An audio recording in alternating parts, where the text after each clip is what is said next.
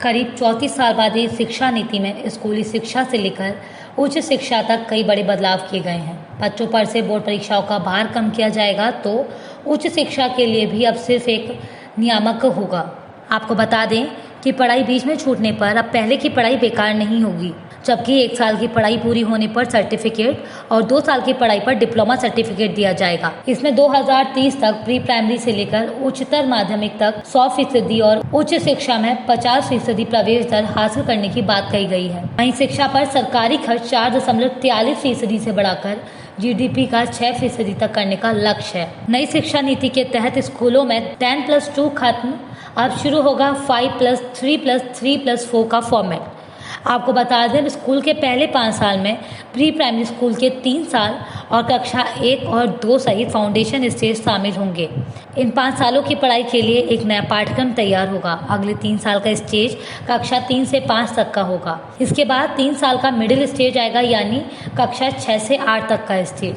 अब छठी से बच्चे को प्रोफेशनल और स्किल की शिक्षा भी दी जाएगी। साथ ही स्थानीय स्तर पर इंटर्नशिप भी कराई जाएगी। चौथा स्टेज कक्षा 9 से 12वीं तक का होगा, जो 4 साल का होगा। इसमें छात्रों को विषय चुनने की आजादी रहेगी। साइंस या गणित के साथ फैशन डिजाइनिंग भी पढ़ने की आजादी होगी। पहले कक्षा 1 से 10 तक सामान्य पढ़ाई होती थी। कक्षा 11 में विषय चुन सकते थे। पहले सरकारी स्कूल भी पहली कक्षा से शुरू होते थे, लेकिन नई शिक्षा नीति लागू होने के बाद पहले बच्चे को 5 साल के फाउंडेशन स्टेज से गुजरना होगा। फाउंडेशन स्टेज के आखिरी 2 साल पहली कक्षा और दूसरी कक्षा के होंगे। 5 साल के फाउंडेशन स्टेज के बाद बच्चा तीसरी कक्षा में आएगा, यानी सरकारी स्कूल में तीसरी कक्षा से पहले बच्चों के लिए 5 लेवल और बनेंगे। वहीं नई शिक्षा नीति को अंतिम रूप देने के लिए बनाई गई समिति का नेतृत्व कर रहे डॉक्टर कस्तूरी रंगन ने कहा कि अब छठी कक्षा से ही बच्चों को प्रोफेशनल और स्किल की शिक्षा दी जाएगी। स्थानीय स्तर पर इंटर्नशिप भी कराई जाएगी। व्यावसायिक शिक्षा और कौशल विकास पर जोर दिया जाएगा। नई शिक्षा नीति बेरोजगार तैयार नहीं करेगी। स्कूल में ही बच्चों को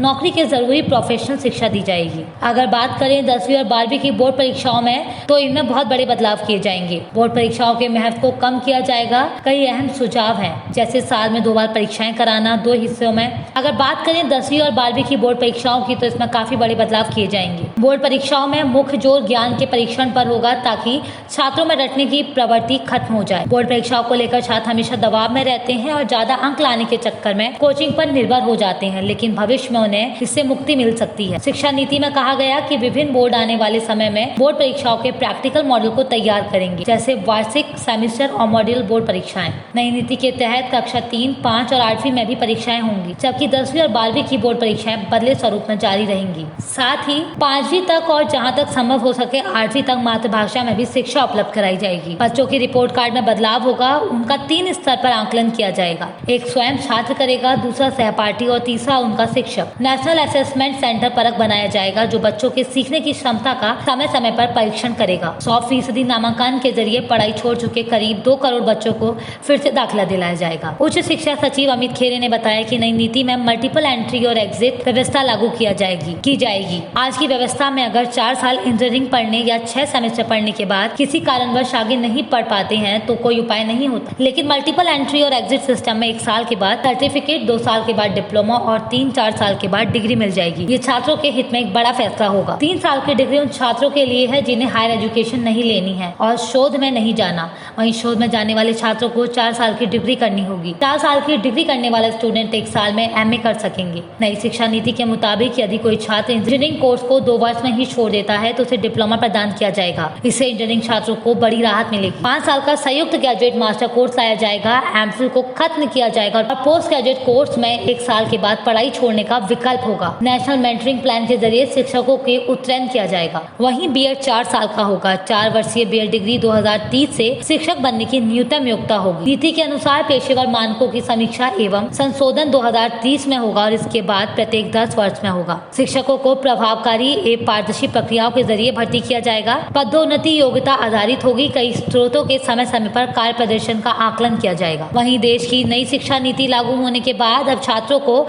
एमफिल नहीं करना होगा। एमफिल का कोर्स नई शिक्षा नीति से निरस्त कर दिया गया है। नई शिक्षा नीति लागू होने के बाद अब छात्र ग्रेजुएशन, पोस्ट ग्रेजुएशन और उसके बाद सीधे PhD करेंगे। 4 साल का ग्रेजुएशन डिग्री प्रोग्राम, उसके बाद बिना एमफिल के सीधा PhD कर सकते हैं। नई शिक्षा नीति के तहत एमफिल एमफिल कोर्सेज को खत्म किया गया है, जिसे बड़ा बदलाव माना जा रहा है। वहीं नई शिक्षा नीति के अंदर यूजीसी एनसीटी का युग खत्म हो गया है। उच्च शिक्षा सचिव अमित खेरे ने यह भी बताया कि उच्च शिक्षा में यूजीसी, एनसीटी और एआईसीटीई की जगह एक नियामक होगा। कॉलेज को स्वतः देकर 15 साल के विश्वविद्यालयों से संबद्धता की प्रक्रिया को पूरी तरह से खत्म कर दिया जाएगा। वहीं उच्च शिक्षण स्थानों में प्रवेश के लिए कॉमन एंट्रेंस एग्जाम का ऑफर दिया जाएगा। ये संस्थान के लिए अनिवार्य नहीं होगा, लेकिन राष्ट्रीय परीक्षा एजेंसी यह परीक्षा कराएगी। स्कूल शिक्षा सचिव अनीता करवाल ने बताया कि स्कूल शिक्षा और उच्च शिक्षा में 10-10 बड़े सुधारों पर मुहर लगाई गई है। वहीं नई नीति में तकनीक के इस्तेमाल पर विशेष ध्यान दिया गया है और प्री प्राइमरी शिक्षा के लिए विशेष पाठ्यक्रम तैयार किया जाएगा। इसके तहत 3 से 6 वर्ष तक की आयु के बच्चे आएंगे। 2025 तक कक्षा 3 तक के छात्रों को मूलभूत साक्षरता तथा अंक ज्ञान सुनिश्चित किया जाएगा। मिडिल कक्षाओं की पढ़ाई पूरी तरह बदल दी जाएगी। कक्षा 6 से 8 के बीच विषयों की पढ़ाई होगी। वहीं परिजनों के लिए स्कूल कॉलेज की फीस को लेकर भी एक खुशखबरी है। खेरे ने बताया कि उच्च शिक्षण संस्थानों को ऑनलाइन स्वतः घोषणा के आधार पर मंजूरी मिलेगी।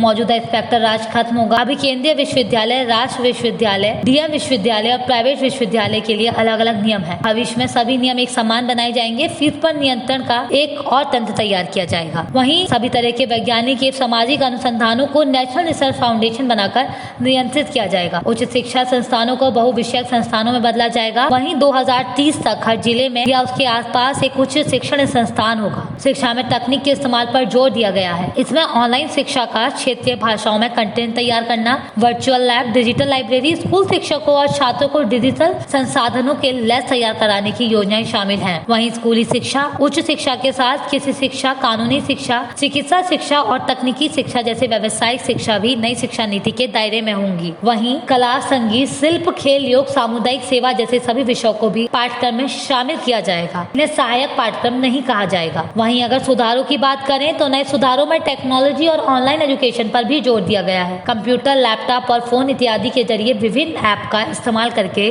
शिक्षण को रोचक बनाने की भी बात कही गई। हर जिले में कला, करियर और खेल संबंधी गतिविधियों में भाग लेने के लिए एक विशेष बोर्डिंग स्कूल के रूप में बाल भवन स्थापित किया जाएगा। वहीं अभी हमारे यहाँ डीएम यूनिवर्सिटी, सेंट्रल यूनिवर्सिटी और स्टैंड अलोन इंस्टीट्यूशन के लिए अलग अलग नियम है। नई एजुकेशन पॉलिसी के तहत सभी के लिए नियम समान होंगे। वहीं MHRD यानी मानव संसाधन विकास मंत्रालय का नाम बदलकर शिक्षा मंत्रालय कर दिया गया है। साथ ही नई शिक्षा नीति में त्रिभाषा फॉर्मूला को भी अपनाया गया है, जिसमें विद्यार्थियों को स्कूल के सभी स्तरों और उच्च शिक्षा में संस्कृत को एक विकल्प के रूप में चुनने का अवसर दिया जाएगा। त्रिभाषा फॉर्मूला में ये भी विकल्प शामिल होगा। इसके मुताबिक किसी भी विद्यार्थी पर कोई भी भाषा नहीं थोपी जाएगी। भारत की अन्य पारंपरिक भाषा और साहित्य भी विकल्प के रूप में उपलब्ध होंगे। विद्यार्थियों को एक भारत श्रेष्ठ भारत पहल के तहत 6 से 8 ग्रेड के दौरान किसी समय भारत की भाषाओं पर एक आनंददायक परियोजना गतिविधि में भाग लेना होगा। कोरियाई, थाई, फ्रेंच, जर्मन, स्पेनिश, रूसी भाषाओं का माध्यमिक स्तर पर पेश किया जाएगा। नई शिक्षा नीति में विदेशी विश्वविद्यालयों को भारत में कैंपस खोलने की अनुमति मिलेगी। एक्सपर्ट का कहना है कि इससे भारत के स्टूडेंट विश्व के